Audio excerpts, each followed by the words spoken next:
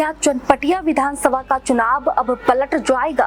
बिहार की सियासत में ये सवाल जोर पकड़ चुका है, क्योंकि अब ये मामला जनता के दरबार से निकलकर पहुंच गया है न्याय के दरबार में। पूर्व विधायक उमाकांत सिंह ने नतीजों को चुनौती दी है और अदालत में दी है एक बड़ी दलील। आखिर इस याचिका में क्या है? क्या फिर से होगा चुनाव और किस पर पड़ेगा असर? नमस्कार, मैं हूं आपकी दोस्त दिव्या सिंह और आप देख रहे हैं हमरा बिहार।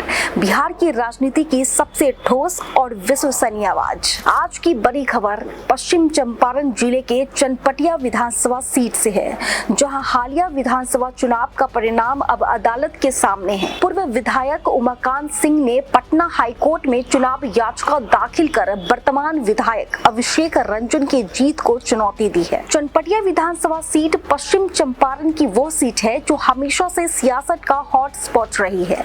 यहाँ पर जातीय समीकरण, स्थानीय नेटवर्क और विकास के मुद्दे चुनावी नतीजों को गहराई से प्रभावित करते हैं। 2025 के विधानसभा चुनाव में भी मुकाबला काफी करीबी रहा है। अभिषेक रंजन को मामूली अंतर से जीत मिली थी, जबकि उमाकांत सिंह को हार का सामना करना पड़ा। अब उमाकांत सिंह ने पटना हाईकोर्ट की प्रधान पीठ में याचिका दाखिल की है। याचिका में उन्होंने कहा है कि चुनाव प्रक्रिया में अनियमितताएं हुई है।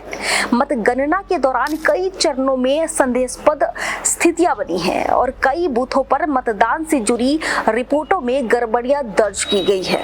उन्होंने दावा किया है कि इन खामियों के चलते पूरे नतीजे पर सवाल खड़ा होना चाहिए। यह याचिका जनप्रतिनिधित्व अधिनियम की धारा 80, 80A और 81 के तहत दायर की गई है। यानी अदालत से यह निवेदन किया गया है कि पूरे चुनाव परिणाम की वैधता पर कानूनी जांच हो। 17 दिसंबर 2025 को पटना हाईकोर्ट ने इस याचिका को औपचारिक रूप से स्वीकार कर लिया है।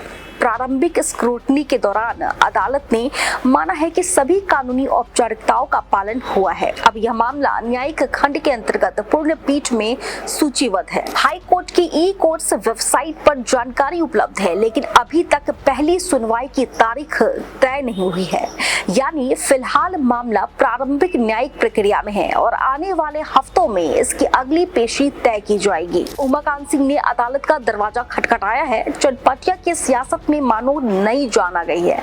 गांव-गांव, चौपाल से लेकर सोशल मीडिया तक हर जगह चर्चा है कि आखिर इस मामले को अंजाम क्या होगा। उमाकांत सिंह के समर्थक कह रहे हैं कि उन्हें न्याय मिलेगा और जनादेश को नए सिरे से देखा जाएगा।